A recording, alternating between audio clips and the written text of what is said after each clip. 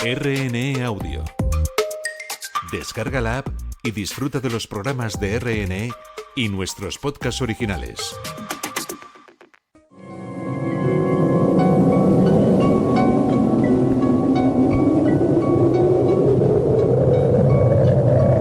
Solo cuando el túnel está en la más absoluta oscuridad es cuando puede volver otra vez la luz.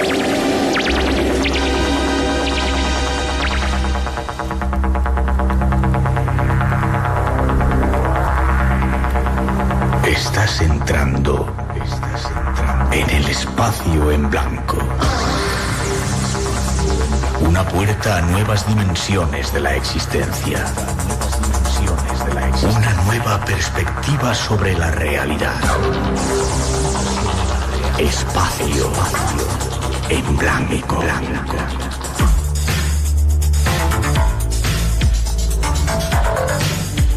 Una producción escrita y dirigida por Miguel Blanco.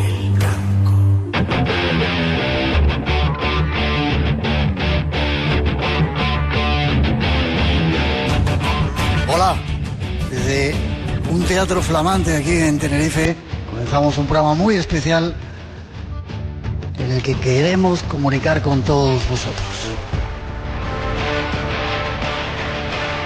Algo que hacemos, como digo, desde el flamante Teatro Leal con cientos de amigos que han venido a vernos esta tarde-noche y que se sienta el calor de estas islas mágicas donde estamos. Con un aplauso.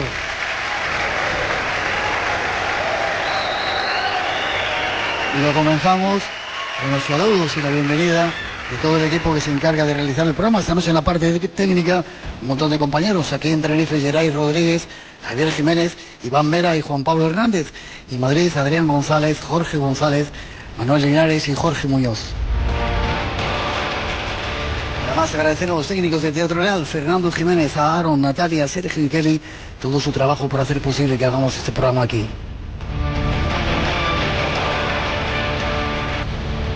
Además, como siempre, Natalia Sotillos en la realización y coordinación, y se te sabe, Miguel Blanco.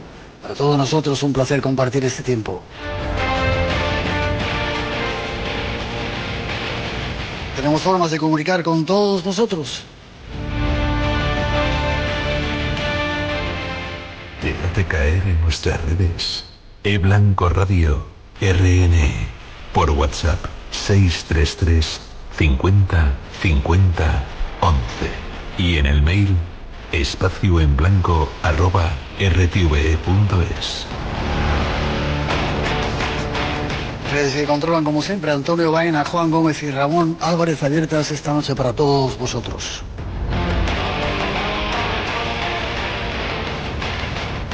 Y temas exclusivos y muy especiales nos esperan hoy, pero antes vamos a saludar a uno de los artífices de este asunto en el que estamos metidos, Maico Delgado. No sé por dónde andas, Maico. ¿Estás por ahí? Ven para acá, ven para acá, ven para acá. Llega. Siéntate por ahí, por favor. Os pido un aplauso para él desde Planet Caravan, que ha sido la organización que se ha encargado de realizar todo esto. Queríamos que estuviera. Buenas noches, Maico. Qué placer estar contigo de nuevo. Hay que agradecer también al Ayuntamiento de La Laguna por todo el esfuerzo que ha hecho y por pensar que esto también es cultura, ¿verdad? Totalmente, sí. En ningún momento, vamos, desde el primer momento que les propusimos la idea de poder emitir aquí en directo en este flamante Teatro Leal el programa, en ningún momento lo dudaron y apostaron totalmente por él, y por eso queremos agradecer al Ayuntamiento el apoyo que nos ha dado. Yo a Maico no le conocía, hemos contado mientras estabais aquí un poco la llamada que me hizo. Enseguida noté en su voz que era un tipo increíble, uno de esos angelitos que hay por el planeta que de vez en cuando la vida te hace que te juntes con ellos, ¿no? Como me pasa con muchos de vosotros, siento que somos familia, te lo agradezco, todo el trabajo que has hecho, te doy las gracias. Un teatro lleno en el que, ¿cuántas personas? ¿500 y pico? ¿Casi 600? Sí, 512 personas creo que son, sí. Te lo agradezco. Como no tengo mucho tiempo, te doy un abrazo. ¿Forma de contacto con vosotros? Nos pueden contactar a través de la página de planetcaravan.es, que es la promotora con la que trabajamos junto con mi socio Feli. Y nada, muchísimas gracias por haber venido, por brindarnos esta oportunidad de estar aquí, y un enorme placer. Muchísimas gracias. Gracias a ti. Temas exclusivos muy especiales nos esperan hoy. Queremos rememorar en parte lo que ocurrió en el Teide hace 36 años, pero va a haber otros temas, ahí va un avance.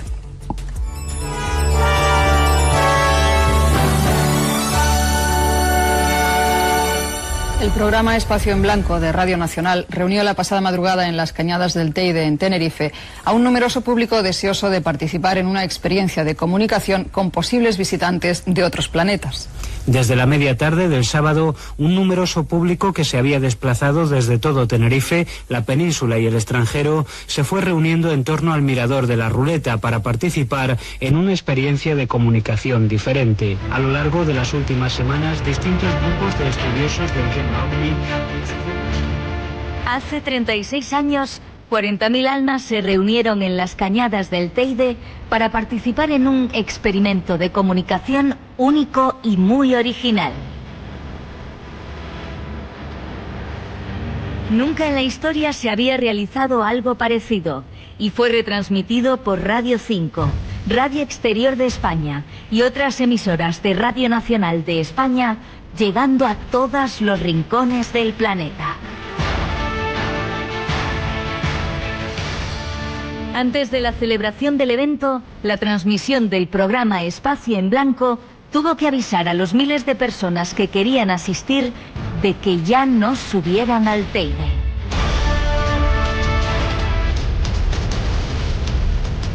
Llegaron visitas de toda la isla de Tenerife, también desde el resto de las Islas Canarias, de la península e incluso cientos de ellas de diferentes países de Europa. Fue una jornada histórica. Y hoy, en el Teatro Leal de La Laguna, en Tenerife, queremos rememorarlo. Será un programa especial con invitados que nos traerán las voces y algunos de los misterios de estas islas afortunadas.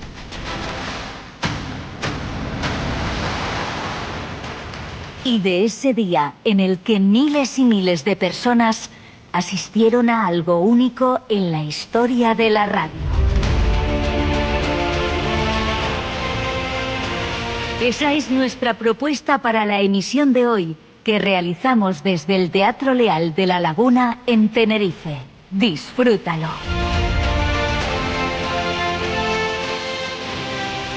Esas son las intenciones para el programa de esta noche. Y saludamos a nuestro primer invitado, un tipo grandote, muy grandote, muy grandote. ¿Has visto cómo han montado las velas? La verdad es que lo que decías tú antes, que como estás un poco zumbado, siempre... ¿Yo? Sí, claro, llenas todo de velas, digo. Nando Fernández es nuestro primer invitado. Os pido un aplauso para él. Antropólogo, investigador, estudioso de los antiguos ritos y que tratas de recuperar todo ese acervo que hay para que este lugar donde estamos siga teniendo alma, como decía al principio. Siga teniendo alma y siga teniendo memoria de nuestra identidad como pueblo, además. Vale. Todo comenzó, esa historia que os he contado aquí en el teatro y que he contado algunas otras veces, el prólogo de esa reunión en las Cañadas del Teide comenzó en este lugar que creo que escuchemos.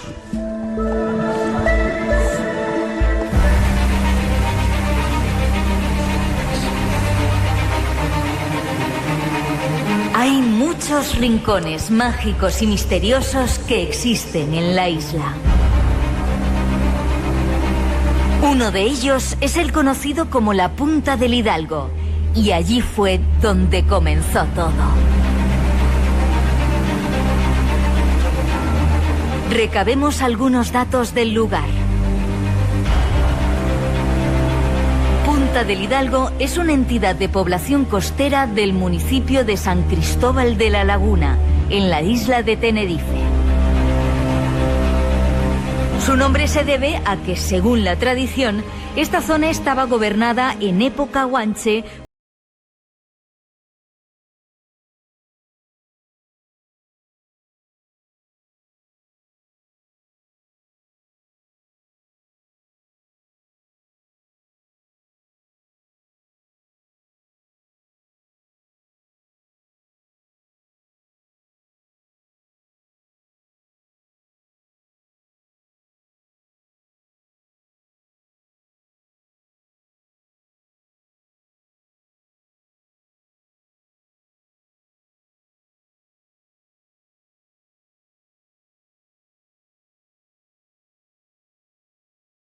pero tras ellos se esconden más historias misteriosas.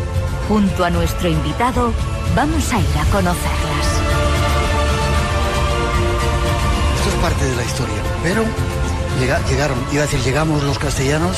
Yo no me siento castellano, me siento más guanche que castellano, y toda esa historia la dejaron ahí oculta como si no existiera. Y de repente llegas tú y unos cuantos más, afortunadamente, y queréis revivirla. ¿Están bien esos datos? Están bien esos datos. Lo que pasa es que las nuevas investigaciones que se están llevando en esta zona, en Punta del Hidalgo, que además cuyo nombre nativo es Adar.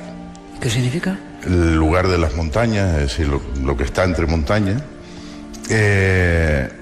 Las nuevas investigaciones, como dije antes, están dando a entender de que el lugar no es una especie de mencellato, archimencellato en el pasado, sino que es algo mucho más grande dentro del ámbito cultural. ¿Qué significa mencellato? ¿Una provincia o...? Mencellato deriva de la palabra mensei, en el ámbito de las comarcas que existían cuando llegan los castellanos en 9 mencellatos.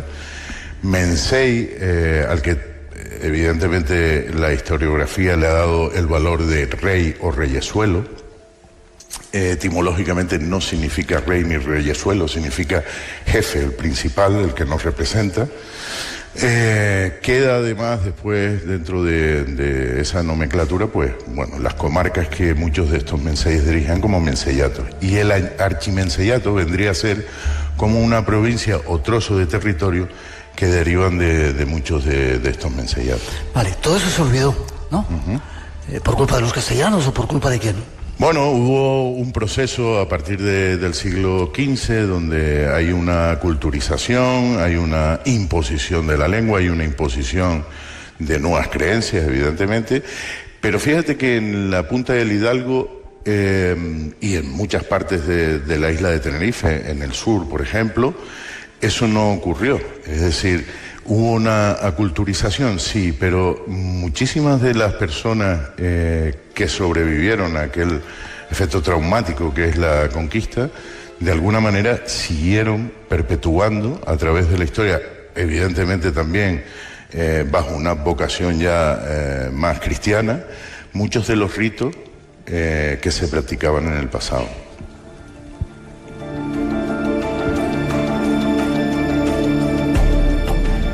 Y esas cosas las estás recuperando tú. ¿Lo sabe la gente joven? La importancia de esa tradición, de esos valores, de esa forma de ser que tenían los antiguos habitantes de estas islas, de esta isla. Ahí yo creo que la población, la juventud en sí está perdiendo ese arraigo identitario, ¿no?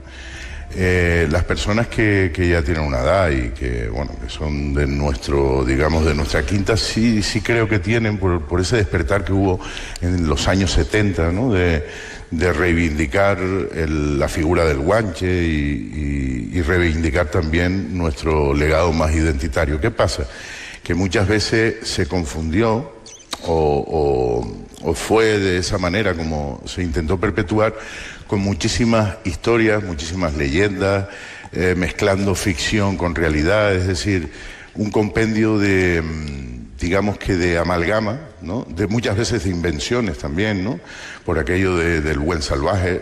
Todos conocemos que para la historiografía el guanche era un ser un hecho salvaje, de... No, pero hechido de virtudes. Era como, sí, como que estaban aquí... Los castellanos decían que eran tíos que estaban ahí. Hombre, claro. Fíjate, te cuento una historia, no la he contado nunca. Yo viajaba de España a Venezuela en un barco. Ajá. Iba en el barco, pasábamos por las Islas Canarias y la gente del barco decía, ahora vamos a ver a los aborígenes que van con pieles. Y no sé por dónde pasamos, supongo que cerca de Tenerife, y yo los veía, digo, joder, van todos con pieles, vaya gente que hay ahí, perdón. No, es que esa es una de las mitificaciones que había, por ejemplo, en la península, ¿no? De que aquí ibais todavía con pieles y taparrabos y tal. Sí es verdad que muchas de esas mitificaciones derivan del siglo XIX, con el mito del buen salvaje, ¿no? Que como estábamos en un entorno, pero lo que sí es real es que hasta hace bien poco, por ejemplo, no se hablaba de la dimensión espiritual de las poblaciones indígenas del archipiélago en conjunto. Sin embargo, hoy, como por ejemplo en el caso del que hablábamos, de Punta de Hidalgo, empezamos a vislumbrar ciertas situaciones que tienen un un parangón dentro de la historia que habíamos conocido, que es sin igual. Es decir, empezamos a encontrar los guanches brutos tirando piedras y arrastrando la cabra por los cuernos, a ver un ser que tiene una cultura propia, tiene una cultura espiritual y tiene una sociedad bastante estructurada, ¿vale? En el caso de islas como Tenerife, La Gomera, La Palma, El Hierro, estamos en un estado clánico. No sucede lo mismo, por ejemplo, en Gran Canaria, que los castellanos llegan a retrasarse 20 años más, encuentran un estado totalmente implantado, ¿no? Pero que quiero decir que las estructuras que teníamos aquí no difieren con lo que tenemos en el imaginario colectivo de muchas culturas de la parte de Sudamérica, ¿no? Que siempre que pensamos en Sudamérica, en esas culturas, una cultura espiritual, estructurada, aquí había exactamente lo mismo, si no igual. No quiero decir que superior, pero sí más conectado con la naturaleza. La naturaleza, digamos que era lo que obligaba, por así decirlo, a rendir culto, por ejemplo, a las deidades y a los antepasados. Vale, te pido que seas breve, que tengo que hablar de muchos temas. ¿Puedo contar que mañana vas a hacer alguna historia como esa? No. Vale. Pues entonces, gracias y ya está. Espera, no me hagas caso si hago señales, sabes que puedo hacer varias cosas a la vez. No, lo que quería contar de esos estudios que se están realizando en la Punta de Hidalgo, para que veamos una dimensión de lo que este señor vivió allí, que hoy en día... Por ahí quería entrar también. Vale, sí, dale. Que hoy en día tenemos una concepción tecnológica de esas visualizaciones de las luces y tal. Bueno, las investigaciones que se están llevando a cabo ahora, por ejemplo, para que se hagan una idea, en el entorno de la Punta del Hidalgo, alrededor de la costa, y en el Roque de los Dos Hermanos, evidentemente, donde se encuentran muchísimos grabados rupestres, antropomorfos, de animales, en fin, es una barbaridad. Y muchísimos lugares de culto. Para que se hagan una idea, desde la costa, el que sea de Tenerife sabrá, desde el Hotel Altagay hasta San Juanito, tenemos catalogadas, ahora mismo hay catalogadas 460 cazoletas de vertidos, es decir, donde se iban a hacer las ofrendas. Esto nos da una dimensión de que Punta del Hidalgo, el antiguo Adar, posiblemente fuera un lugar cultural en el pasado, es decir, donde gente de toda la isla de Tenerife fuera en fechas como las de mañana, el 21 de junio, para celebrar el Año Nuevo, la Chumajec.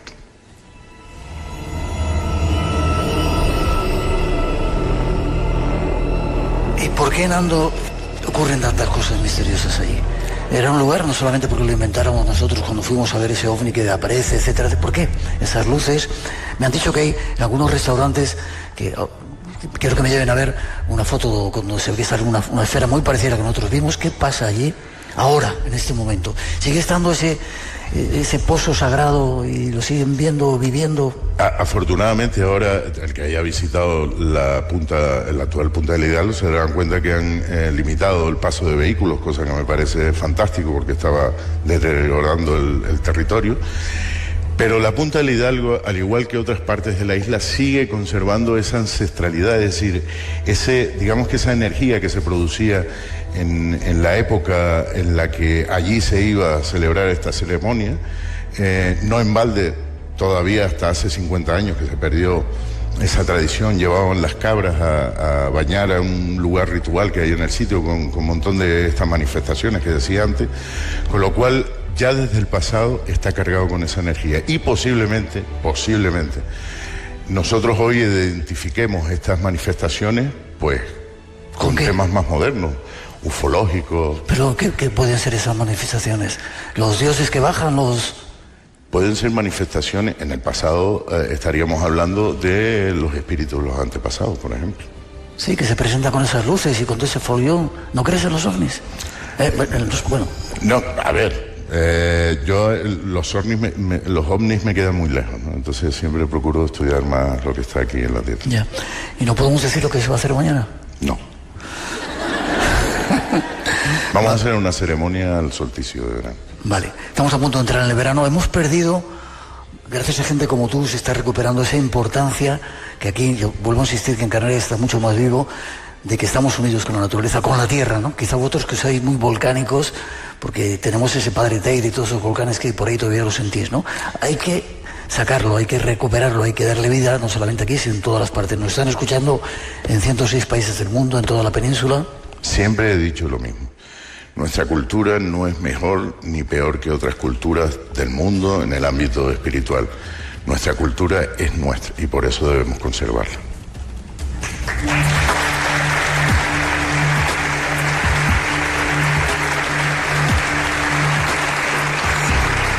¿No podemos contar lo que vas a hacer mañana? No. ¿Forma de contacto contigo? No, a través de las redes sociales. Yo soy de los viejitos, el Facebook. No más de esto. No más de esto. Twitter. Sí. No llego más lejos. ¿Como Nando Fernández se te encuentra? Fernando Hernández González y después a través del programa Crónicas de San Bordón. Como siempre ha sido un placer estar contigo, compartir contigo. Y espero que lo hagamos durante mucho tiempo. Y mañana vas a ir. Luego os lo cuento, ¿vale? Gracias, un aplauso para él.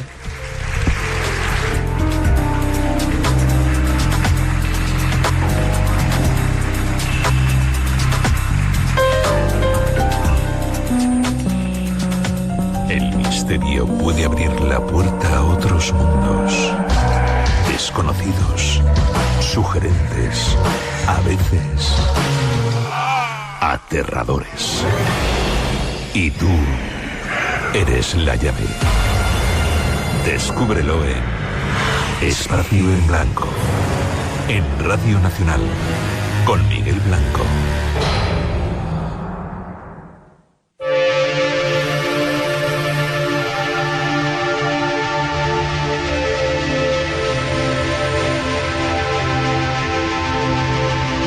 A un nuevo invitado que llega a nuestro programa, Alfonso Ferrer.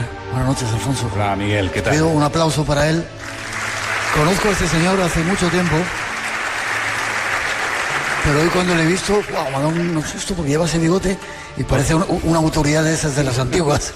¿No te ha gustado el bigote? Sí, me gusta. Y ahora te veo bien. ¿Qué es lo que haces? Pues bueno, actualmente llevamos un podcast que se llama El Laberinto, donde tratamos temas de crónica negra y de misterio, junto con Virginia González, mi pareja, y nos metemos en temas de misterio, pues con cuestiones relacionadas con fenómenos paranormales y también tocamos un poco de crímenes, un poco de todo. ¿Has hecho programas de televisión? Porque no me acordaba que estuvimos juntos hablando de Madrid. ¿Has escrito libros? Estuvimos en tu casa en el año 2006, un programa para la televisión autonómica. Y en el año 2016 hice un libro sobre fenómenos paranormales en hospitales que se llama Los Fantasmas de la Candelaria, que ahora estoy en una reedición de esa obra, ¿no? Vale. Déjame que pongamos una introducción y hablamos un poquito de esas cosas que ocurren por ahí.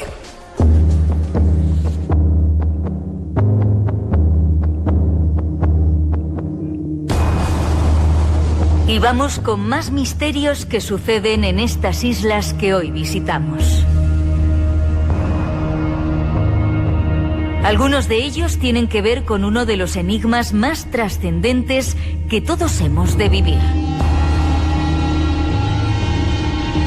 Sirvan estos datos recogidos del canal Extra Anormal como muestra de ello. Dice, no hay ningún paciente en esa habitación. Y dice cómo era y le da la descripción. Un señor como de 75 años, así, con estos rasgos, características. Y dice, sí, es un paciente. Pero ese paciente tiene cerca de 6 meses que falleció. En el hospital ella nos ayudó, dice, intentó hacer de todo. Y nos ayudó a que tu mamá, pues, estuviera bien. Y cuando partió tu mamá no tuvo dolor. Y se queda Fernanda como un... ¿Qué? Puede ser. Pero además de ella y de su tía, nadie vio a esta mujer. Sí, dice, sí, tenía yo una infección. Pero, ¿el niño cómo lo supo?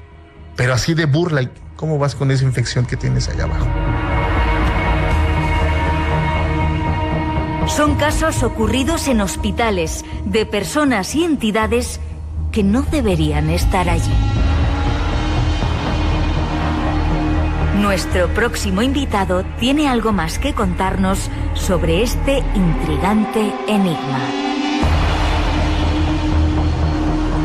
Hoy vamos a tratar algunos misterios que hay en las Islas Canarias y luego rememoraremos ese espectáculo que hubo en las Cañadas del Teide. Escribiste un libro hablando de todo esto, ¿verdad? Escribí un libro en el año 2016 que se llama Los Fantasmas de la Candelaria, que era una investigación donde nos adentrábamos, por parte de mi compañero Alfredo Moreno y un servidor, en algunos misterios que nos llegaron a través de enfermeros y auxiliares de enfermería del Hospital de la Candelaria, del Hospital del Tórax, un pequeño hospital que hay al lado del Hospital Universitario de Canarias, y eran historias tan curiosas y tan desconocidas que decidimos adentrarnos literalmente, porque era un trabajo casi que de espeleología, ¿no? De sacar esos relatos, porque hay un cierto hermetismo muchas veces en ese gremio, lógicamente, porque hay un grado de sensibilidad a miedo a ser tachados de locos, de irresponsables. Afortunadamente cada vez menos, porque hay muchos más médicos y enfermeras que nos están contando en toda España esa serie de fenómenos que quiero que nos relates. Efectivamente. Y además hay un ánimo de contar estas historias para concienciar sobre lo que pasa, por ejemplo, concretamente con algunos fenómenos relativos, los fenómenos pre-mortem, previos a la muerte. En el área de paliativos del Hospital del Tórax hay unos fenómenos interesantísimos que recogimos: la mejoría previa a la muerte, la visión de seres fallecidos. Y nos dimos cuenta que eran episodios tan frecuentes y tan normales, se puede decir, que bueno, decidimos plasmarlo en un libro de investigación y ahora estamos en esas labores de revisión. Vale, quiero que me contes algunas cosas. No sé si ha llegado ya, porque no puedo ver desde aquí, Javier Pérez Campos. Si estás por ahí, Javier, subes por aquí, que quiero que participes y nos cuentes algunas historias. ¿Qué pasa cuando uno está cerca de la muerte en un hospital y qué ven las enfermeras, los médicos e incluso los propios familiares? Hay una serie de fenómenos, sobre todo, como decimos, recogidos en el área de paliativos del Hospital del Tórax, un antiguo hospital que tiene casi 100 años, que bueno, hacen presagiar que el momento en el que la persona va a fallecer, el paciente va a fallecer, está cerca. Y estos fenómenos se precipitan 2 o 3 días antes del fallecimiento, o sea, y de hecho los enfermeros y los auxiliares saben que ese momento del óbito está cerca. Es como una señal de alarma. Son señales que en las facultades no les enseñan, pero que ellos aprenden a intuirla. Y algunos de esos episodios... ¿Qué señales son? Bueno, pues la visión de seres fallecidos, seres muchas veces en algunas investigaciones, porque esto es algo universal, no se da solo en este hospital.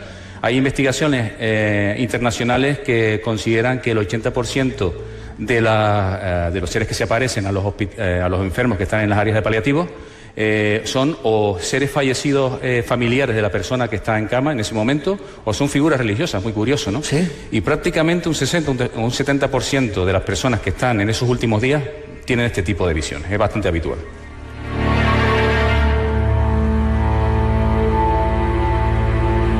¿Las personas sienten miedo cuando ven a esos personajes? Curiosamente no. Curiosamente se suele tener una sensación de paz o de tranquilidad. Los pacientes suelen verbalizarlo al día siguiente a los auxiliares, los enfermeros, que muchas veces ni se asombran, lo ven como algo cotidiano.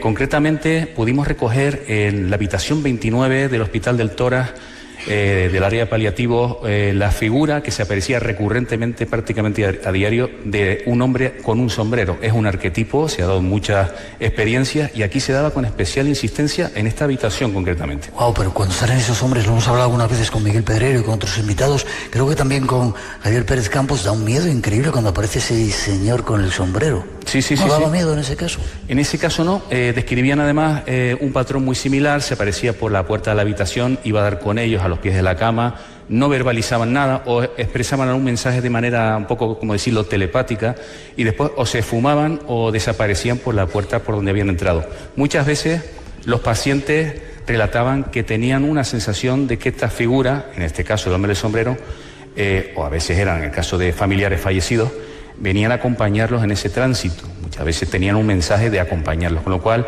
esa sensación era de serenidad y no de terror o de inquietud. Vale. Nos has traído unos cortes que tenemos por ahí, incluso psicofonías. Yo te he de decir que yo no las escuchaba muy bien. Vamos a poner alguna de ellas y nos dices qué es lo que suena. Lo ponemos.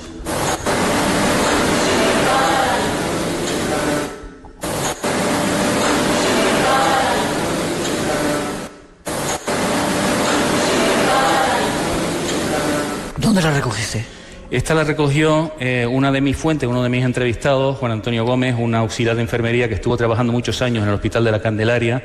La recogió en la unidad de psiquiatría, en la 8ª planta de una de las torres del hospital, y lo que dice esa psicofonía es "se me apaga el alma". Y además lo curioso es que yo creo que eso sí se puede apreciar, es una especie de coro, ¿no? Como una especie de cántico, que es lo curioso. Esta se la remitía a Pedro Amorós, experto en psicofonía, sí, y le pareció sumamente interesante, ¿no? ¿Se me apaga el alma? Se me apaga el alma. Vamos a volver a escucharla, a ver.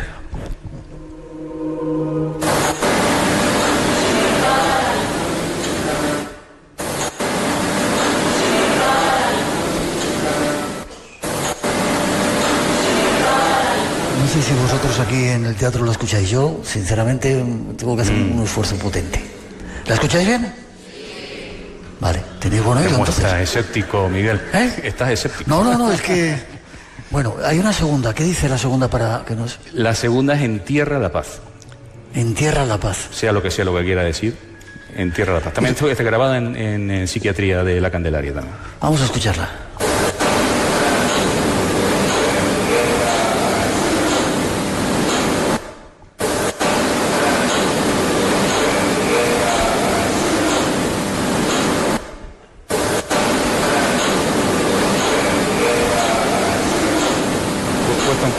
Cuesta un poquito sí, más. Yo la veo más clara, la siento más clara, ¿sabes? Sí. Qué extraño, ¿no? Qué extrañas esas comunicaciones. Sí, esto hay que decir que estas psicofonías fueron grabadas por parte de este chico, este auxiliar, en un momento en el que no había nadie en esa planta, a altas horas de la madrugada, había un silencio total y absoluto, porque claro, yo le inquiría sobre las circunstancias en las que se grabaron esas psicofonías y por supuesto él descartaba que se colara cualquier ruido del exterior. El aislamiento total y absoluto es imposible, ¿no? Pero, bueno, hacemos un acto de fe y confiamos en esa veracidad, digamos, ¿no? Vale, ahora vamos a poner un testimonio que ha recogido. Me estoy acordando cuando llegamos a este lugar, a este Teatro Leal, creo que son 120 años lo que se cumple, me lo tenéis que confirmar por ahí, y preguntaba si había fantasmas, porque en lugares como estos, claro, y algunos decían que no, pero otros decían, hay que hablar con los miembros de seguridad. Ya me gustaría que me contaran qué pasaba aquí. ¿Ha recogido un testimonio? Hemos recogido unos cuantos. Este es uno de ellos muy interesante, relativo a una enfermera que estuvo trabajando 30 años en el Hospital de la Candelaria, en la tercera planta de una de las torres, en la zona de postoperatorio. Y relataba una serie de ruidos que se oían en la planta superior de quirófano, cuando en esos momentos, a altas horas de la madrugada, no había absolutamente nadie. Estaban todos descansando, ¿no? Vamos a escucharlo. Nosotros en aquella época trabajábamos en la tercera planta, y en la cuarta se encontraban los quirófanos. Durante la noche, sobre todo, entiendo que por la falta de contaminación sonora, oíamos cómo se movía la mesa de quirófano. Estas mesas son metálicas y muy pesadas, y hacen mucho ruido al moverlas. La escuchábamos durante horas. Al día siguiente, al hablar con los compañeros, nos comentaban que los quirófanos no estuvieron operativos y que pasaron noches muy tranquilas. Esto lo escuchábamos nosotros y muchos compañeros más, durante muchas noches y durante muchas semanas. ¿Qué era o quién era quien movía aquellas cosas? Estaban, no solo lo escuchaba esta chica, sino otra compañera, lo escuchaban dos compañeras que estaban en esa tercera planta, unos ruidos muy específicos y muy contundentes, muy estridentes, de unos rodillos, de unas camillas pesadas, son unos ruidos inconfundibles.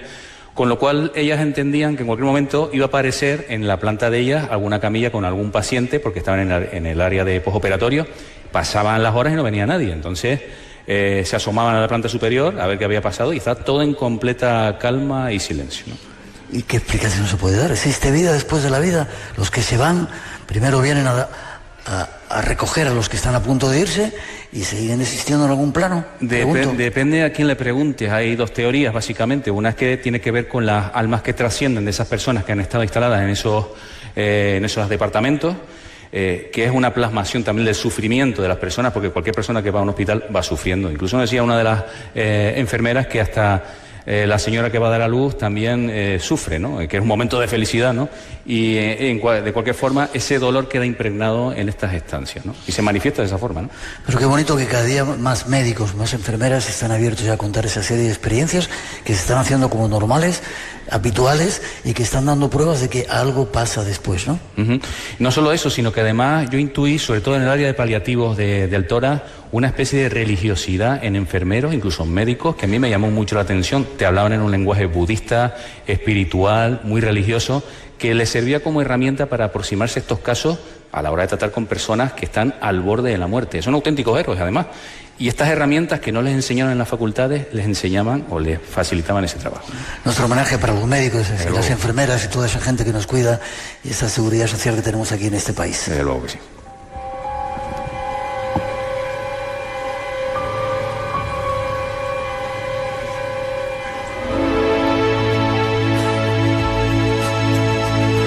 Tengo que despedirte. ¿Forma de contacto contigo, Alfonso? Pues bueno, a través de las redes sociales o directamente buscándonos el podcast El Laberinto, a través de la plataforma iVoox, por ejemplo, nos pueden localizar perfectamente. ¿Cuándo nos hacemos otra experiencia por ahí? Cuando quiera, yo acudo encantado. Muchas gracias. Otra alerta ovni. Os pido un aplauso para él. Llega un nuevo invitado por ahí.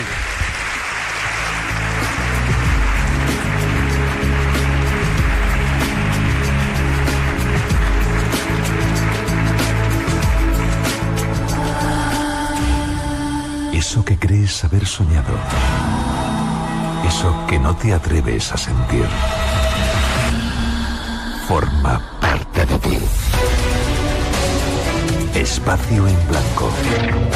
El misterio que va contigo. El misterio que hay en ti.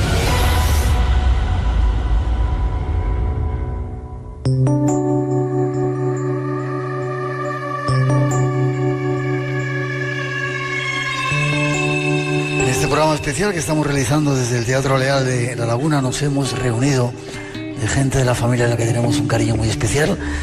Es el caso de Carlitos Pérez Simancas. ¿Cómo estás? Muy buenas noches, Miguel. Qué placer. ¿Estuviste hace poco tiempo con nosotros? ¿Estabas en Madrid? En Madrid, sí. Que fui para llevar una charla y después aproveché para visitar ahí a los amigos. Pido un aplauso para él. Gomero, eso es un título.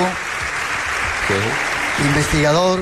Estuvimos contigo haciendo un programa hace no sé cuánto tiempo hace que estuvimos en La Gomera. Hace 7 años que estuvimos allá. ¿7 años ya? 7 años ya, sí. Wow. 2018. Y nos explicó de una manera increíble misterios de La Gomera, nos llevó a ver esos lugares mágicos que hay. Pero tienes más que contarnos. Déjame que pongamos una introducción y nos vamos a hablar de cosas que todavía no hemos descubierto.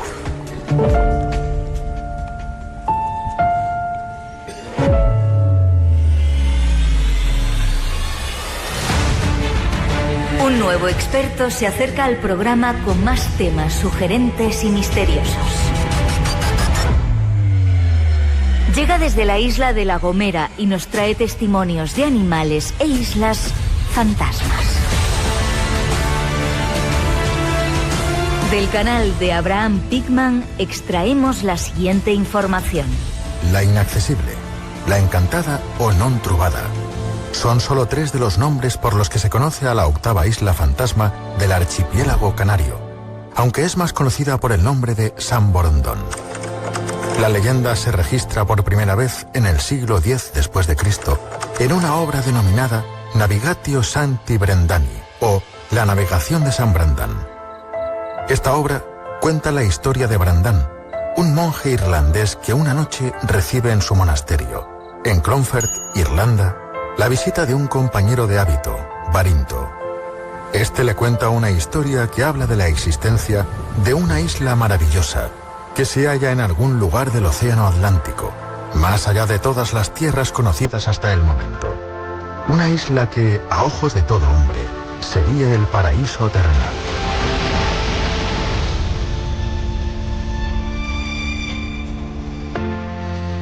San Borondón, la isla del paraíso terrenal. ¿Qué hay de cierto en todo ello? Y de esos extraños animales que a veces aparecen sembrando el terror en las islas. Vayamos a descubrirlo.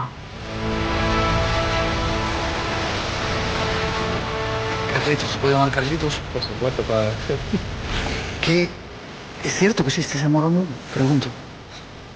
A mí me gustaría pensar que sí, que existe, ¿no? Al menos yo creo que piensa en el imaginario y en el imaginario de Canarias, ¿no? En todos nosotros que hemos crecido con esa leyenda, ¿no? Yo creo que se mantiene viva y yo creo que sí, que existe. Te cuento, cuando yo vivía aquí en Tenerife, entrevisté a un fotógrafo que no recuerdo en qué fecha era, había hecho una fotografía de la isla de San Borondón. Y tú me has enviado 2 fotografías. ¿Se veía la isla de San Borondón? ¿Era? Pues sí, un compañero mío, Seferino, un compañero guía, sacó una foto subiendo hacia el Teide desde el Valle de la... ¿Estás trabajando ahora en el Teide, no? No, ahora ya no. Ah, bueno, ¿has trabajado en el Teide? Sí, durante 4 años. Vale, luego me vas a contar, te quedas en la mesa redonda para ver qué pasa todavía de ahí. Vale. ¿Y qué pasó? Pues bueno, subiendo enfrente justo de la Orotava, del Puerto de la Cruz, se veía la silueta de una isla, ¿no? Y él, pues bueno, pues me la mandó a mí y automáticamente siempre se lo mando a mis 2 grandes gurús, Fernando Hernández y a José Gregorio González. te envié, le digo, mira, creo que hemos capturado a San Borondón. No era La Gomera, no era Hierro, simplemente no, porque estamos mirando hacia el norte de Tenerife y ya lo que queda son a unos 110 kilómetros la isla salvaje. No había nada, pero se ve. ¿La isla salvaje qué es eso? Las islas salvajes son unas islas que son portuguesas, que están entre el archipiélago de, bueno, la isla Madeira y las Canarias. Y bueno, un territorio que está ahí, pues...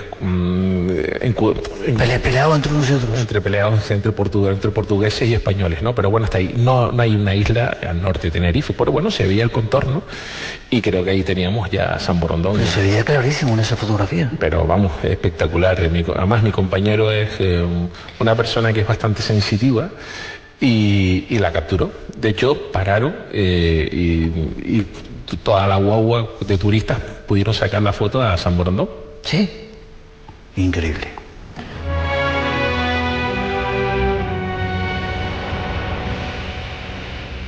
¿Qué leyendas hay sobre San Borondón todavía ahora?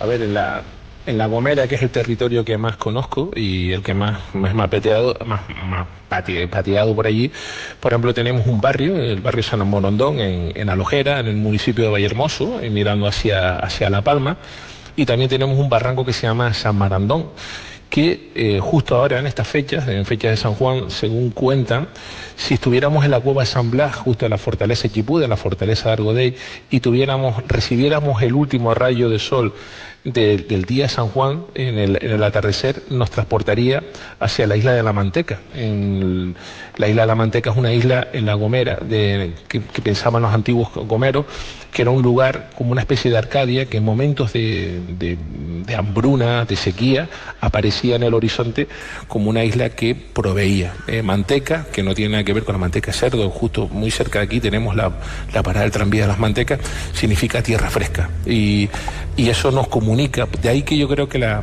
leyenda de San Borondón en Canarias entra como un guante, porque ya los antiguos canarios tenían una referencia a una isla que aparecía en esos momentos de mayor tribulación. Dices que en el momento en que llega el verano, o sea, dentro de 2 días, si nos ponemos en ese lugar y nos llega ese rayo de sol, ¿podemos llegar a esa isla?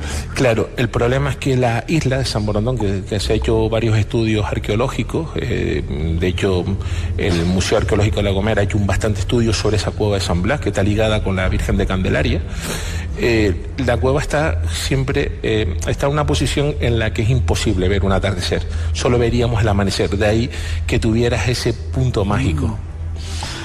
Vale, ¿has hablado con más gente de tu tierra, los gomeros, que hayan visto esa isla de provisión tan increíble? Sí, de hecho recuerdo, pasé tardes enteras hablando con varios pescadores ya fallecidos, a los cuales recogí testimonio de que si sus padres y sus abuelos, estamos hablando alrededor del siglo XIX, ellos veían no solo islas al fondo, sino también barcos negros, barcos que siempre se interpretaban, ellos le llamaban por los años ruines. Cuando aparecían esos barcos en el horizonte se esperaban pues malos años de pesca, de sequía, de hambruna, y de ahí que también muchos de los barcos que sirvieron para la inmigración ilegal de canarios hacia tierras americanas se le llamaran barcos negros por este tipo de leyendas. ¿Inmigración ilegal qué era? ¿Gente que se iban para allá o qué es lo que era?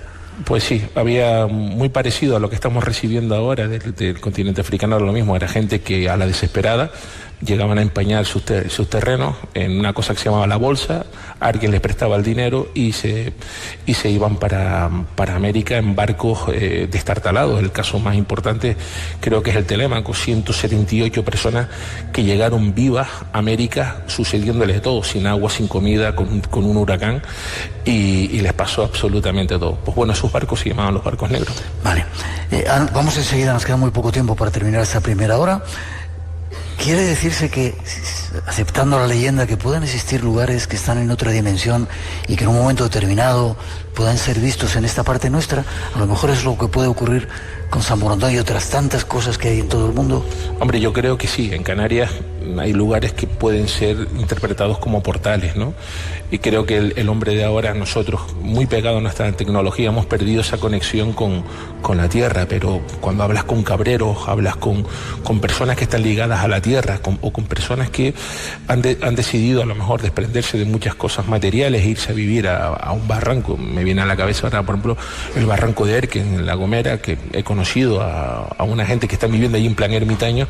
Ellos tienen un tipo de conexión con la tierra que ya nosotros no tenemos. Y en La Gomera, por ejemplo, aquí tenemos el famoso caso del barranco Badajoz, las cañadas del Teide podrían ser, pero en La Gomera tendremos la playa de Erese, tenemos todo lo que es la zona hacia el Garajonay, los Chorros de Pina, también la zona de Santa Clara, en el municipio de Vallehermoso, donde también hay gente que tiene tiempos perdidos. Qué cantidad de lugares hay para conocer y para recuperar todavía, ¿eh? Sí.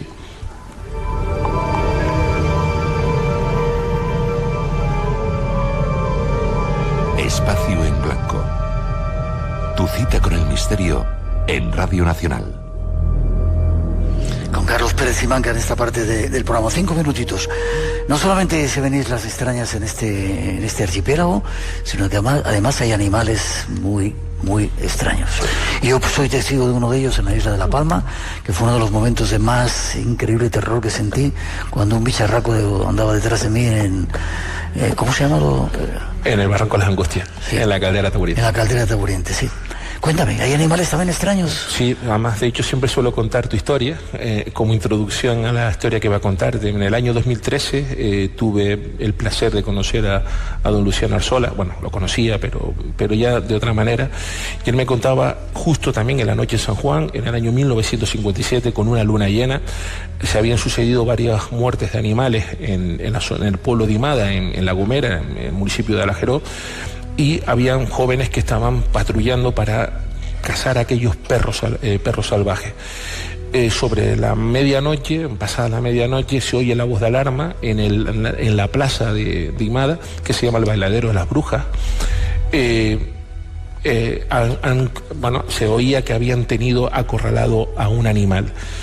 De Luciano Arzola, junto con sus primos que estaban en aquella cuadrilla, desde una altura de unos 20 metros vieron a un animal de casi 2 metros de altura, del morro al suelo. ¿2 metros de altura? Sí, y un grupo de personas que los tenían en aquel momento acorralados.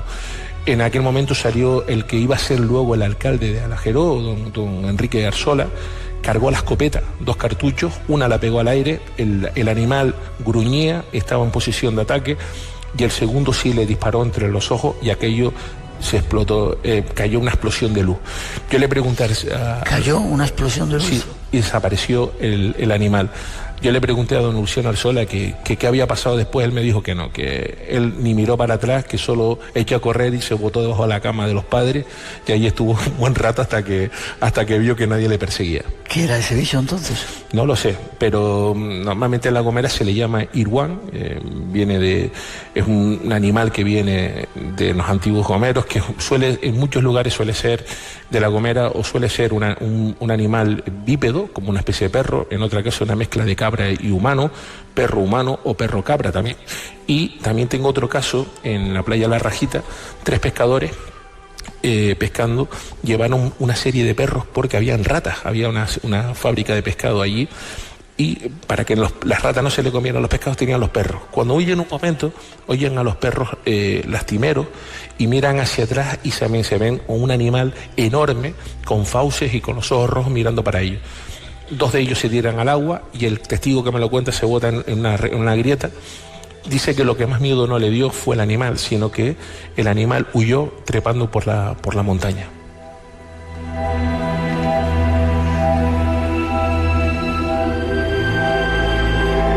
Lo bueno que tú tienes, Carlitos, es que vas investigando, recogiendo testimonios de la gente y te cuenta todo esto. ¿Y qué eran esos bichos? ¿No se sabe? No se sabe. La cuestión es que cuando hacemos las rutas nocturnas en La Gomera... ¿Haces rutas nocturnas? Sí, yo creo que tengo un récord, 297 personas en La Gomera, que para juntar tantos gomeros sin una orquesta por medio, creo que era...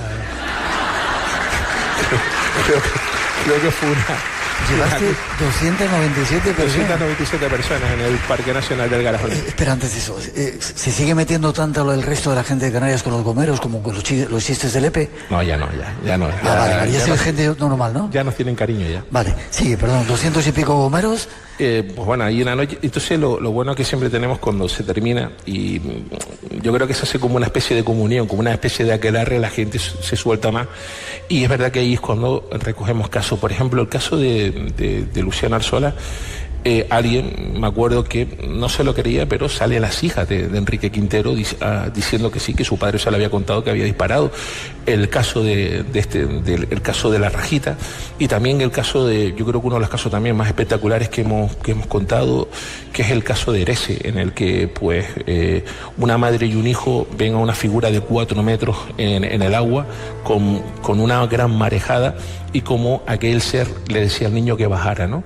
Lo hemos llevado a la... Pero espera, ¿cómo era? ¿Era un pez o una ballena? No, era una sombra. Una sombra, yo me acuerdo que le preguntaba a Pancho, por cierto, la doña Eugenia murió hace un par de semanas, con 93, 94 años, y además ella lo decía, que se moría a la tumba, y que aquello sí lo vio, y que se iba a la tumba diciéndolo.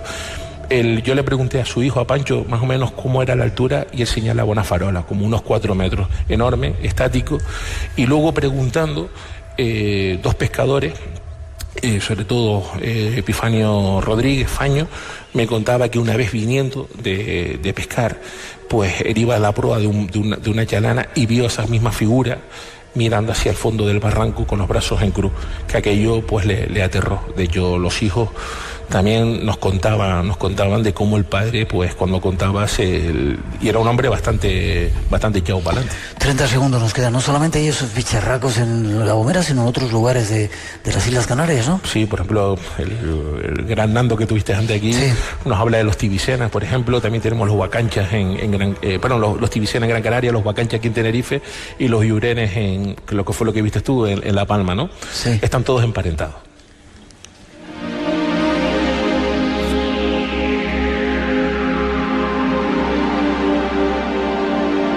No hablemos mucho de ellos para que no nos encontremos y que siga viniendo turismo y gente guapa a las islas. Forma de contacto contigo, te tengo que despedir, pero no te vayas, porque luego vas a entrar en la mesa redonda para contarnos cosas del a través de la red social Carlos Jesús Pérez Simanca, tengo siempre los Facebook abiertos, y a través también de Instagram Vidrio77.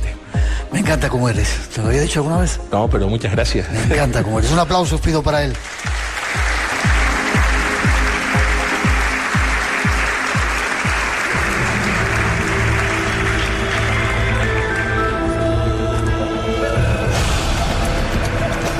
Tenemos que hacer una pausa obligada, llega la actualidad. Los compañeros de los servicios informativos nos traen toda la información en este mundo convulso que vivimos, pero tras las noticias regresamos con más misterios aquí en este programa especial desde el Teatro Leal de La Laguna. Hay más enigmas esperando, redes sociales abiertas, Blanco Radio RNE, en Facebook, Twitter, Instagram, y después un montón de invitados para contarnos más historias y para rememorar ese acontecimiento que hicimos en las cañadas del Teide hace 36 años. No os vayáis, que todavía continúa más el Espacio en Blanco aquí en una segunda hora.